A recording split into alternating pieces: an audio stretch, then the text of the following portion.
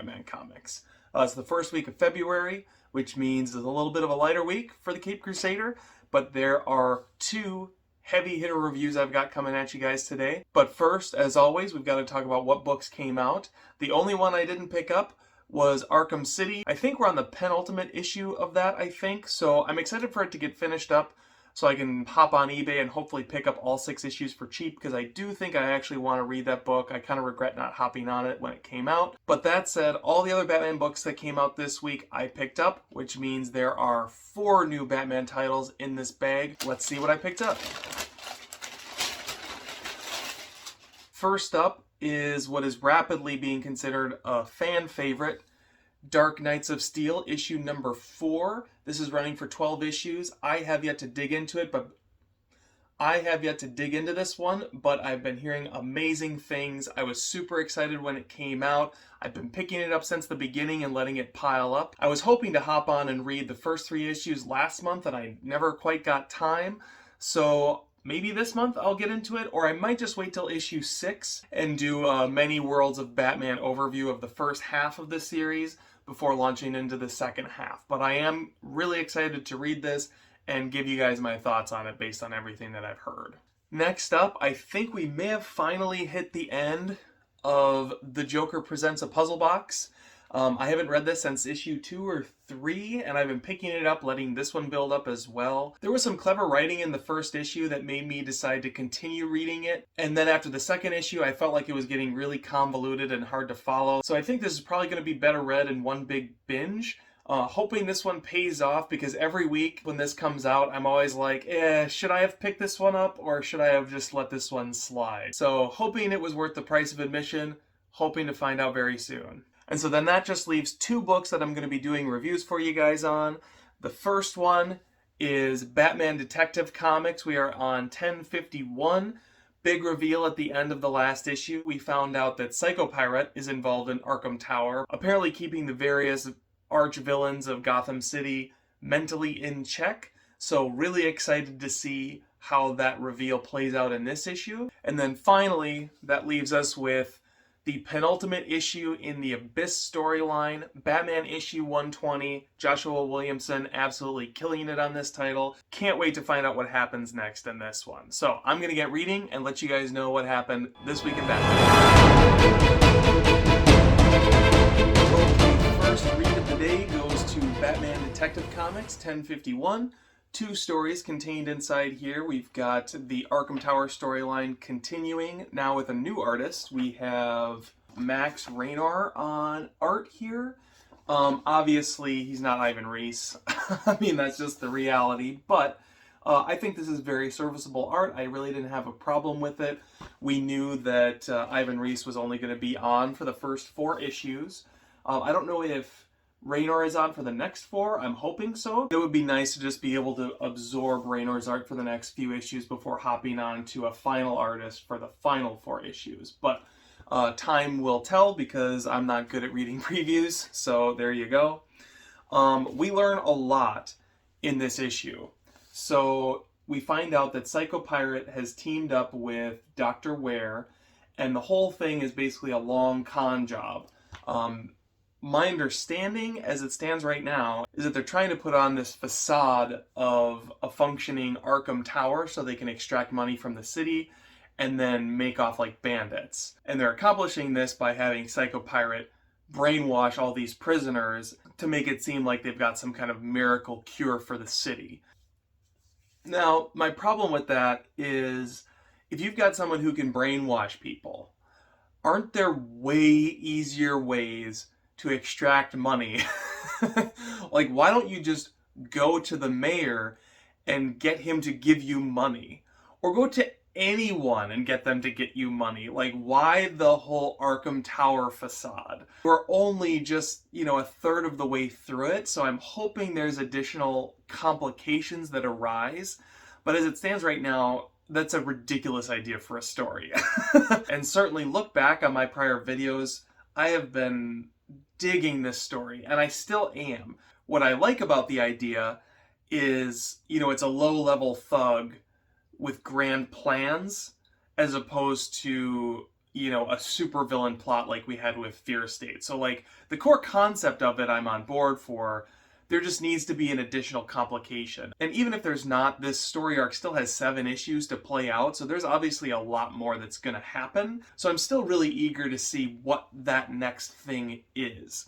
It's one of those things where even if the premise is kind of stupid, if it has a great payoff and a great ending, that can forgive a lot. So I guess we'll see. Kind of a weird issue of Detective this week for sure. As far as the backup story goes, we are continuing the journey of this orphan who's had a run-in with Clayface. He was taken in by the Riddler in an attempt to murder Bruce Wayne. Now he's being released from the asylum because he's been adopted by none other than the Penguin. And so now he's going to be working at the Iceberg Lounge, and he starts learning the hard lessons of Gotham from the perspective of the Penguin. Once again, I thought that this read was interesting. Once again, it actually outdid the core Detective Comics book, partially because I really like Fernando Blanco's artwork, but I also find this orphan's journey through Gotham's underworld to be really interesting. What happens to this orphan in the long term? I think that's really what's going to make or break this backup story. Alright, so on to the main event. Batman 120, Part 3 of The Abyss by Joshua Williamson. First up, we just got to talk briefly about art.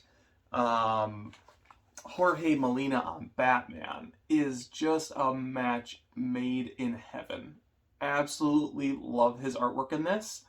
I just wish there was more of it. Unfortunately, once again, we bounce back and forth between Jorge Molina and Michael Janin, which I guess, I'm probably making it seem like I don't like Michael Janin, and I actually do. I thought his work on Batman in prior issues has been great. It's just disappointing because I was promised Jorge Molina.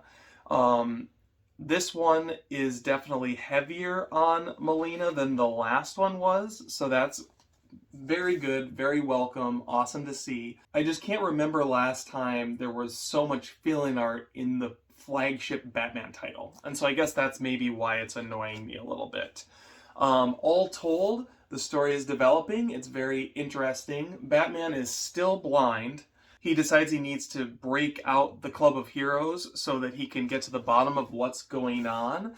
But they are not happy to see him. And it actually leads to a great moment where Batman is trying to fight while blind, and the police officer that's been helping him is trying to, help him over the radio fight, and it's like them trying to work together, but then him just trying to get her to be quiet so he can just listen for the cues. And so there's a great sort of Daredevil-esque moment where he's, fighting just based on what he's hearing, which was pretty cool to see. I enjoyed it. Maybe a little bit cliche for some people, but I thought that it worked overall. I am going to spoil the big twist at the end of this, so skip ahead 30 seconds, I guess, if you don't want to hear it. But he finds out when Lex Luthor shows up on the rooftop and you've got the Club of Heroes, Batman, and Lex Luthor, that Batman actually can see Lex Luthor. He just can't see anything else. And it turns out that the Abyss is working with the Club of Heroes, and they want Batman to execute Lex Luthor, which is why whatever it is Abyss did to Batman allows him to see Lex Luthor, but nothing else. So yeah, overall, really interesting developments here in Batman 120. Once again, you have a story where Batman is pissed off the people that he's supposed to be working with. It's kind of hard to believe that we only have one more issue in this storyline. It's got a lot to wrap up and a lot to answer for. So really excited for 121 to find out what happens. Joshua Williamson continues to do a great job on Batman. I think that he's really adding just the right amount of levity to the character. Batman continues to play things really seriously, but the characters around him will wink just enough to how absurd the Batman character is. There is a level of absurdity to the character that you kind of have to acknowledge in order for it to not just seem sort of grimdark and nothing else. And Williamson is hitting that balance. There's a great line towards the beginning where Batman takes off his cowl, which I had a problem with that. I didn't buy that Bruce Wayne would do what he did, but I guess he's operating under extreme circumstances, so I'll give it a pass. But he takes off his cowl and he's like in the shadows, and the detective he's working with is like, here, let me help. And he's like, no, you can't see me. And she's like, oh yeah, okay, well, just so you know, it's only going to take someone who's an expert on lips to figure out who you really are, which I thought was kind of a great moment. How many Batman movies are out there where you're watching it and it's like, that's not Michael Keaton. And, you know, his face is completely covered other than his lips, but you know it's a stuntman. Especially in Batman Forever, like when he comes down out of the skylight, like it is so obviously not Val Kilmer, impossible not to notice. So I like that they called that out in this issue, made for kind of a fun moment. As for the backup story in this, this one kind of started to lose me. So we're going for more of a Japanese anime style in this book, and we're following this sort of new female Robin who's, you know, not intended to be the next Robin by any means. She's just sort of a fangirl that, you know, wants to go out and solve crimes like Robin and Batman would do. I don't really have a problem with her in this. Surprisingly, my problem with it is with sort of the villains of this piece, which you find out are Japanese yokai, specifically Kappa. And it's funny because, like, I knew almost nothing about yokai until recently. I did an Arrow video unboxing / review of the Yokai Monsters movies, and the Kappa are heavily featured in that. And they're basically, like, the most famous yokai, as far as I know. They're the ones that look like the Teenage Mutant Ninja Turtles, but the big difference is they have, like, a bowl indentation on the top of their head, and that's a really important element of those monsters because they have to stay filled with water, and if they dry up or it gets spilled, the Kappa lose all their powers and like die. Now, why am I bringing all this up? Well, the Kappa in this are just kind of generic swamp monsters, which begs the question, why do yokai at all? Once they started to allude to the fact that these were yokai, I actually got really excited and thought, oh, that's an interesting pairing. And I immediately wanted that story. Like, not necessarily in the mainline Batman title, but I would love to read a graphic novel that's like Batman yokai mashup. I think that would be really cool and really interesting. One of the things that I liked the most about the Yokai Monsters movies that I reviewed was that there was a levity to the yokai monsters, but there was also a serious underpinning of like death and horror to them as well. Could actually pair well with Batman, who kind of simultaneously has Batman 66 in one corner and Batman 89 in the other. Kind of a missed opportunity. It made this Gotham Adventure backup story kind of disappointing, and it's not that it's bad, it's more that the idea is a lot better than what they're giving us in this. So who knows, maybe they'll do more with it later on down the road. It's clearly, you know, trying to appeal to some different audiences, which I don't have a problem with. I would say the problem I have is that they're not going far enough. So when I'm wrapping up a video, it's always kind of weird at the beginning of February because it's always kind of light. There's only 2 books to review. Neither one of these was perfect this month. Maybe it's just because my brain's working a little too well while I'm reading these this week. You really never know, it might just be my mood. But I did enjoy both of these books overall. I would say the star of the show probably goes to the Batman main ongoing story.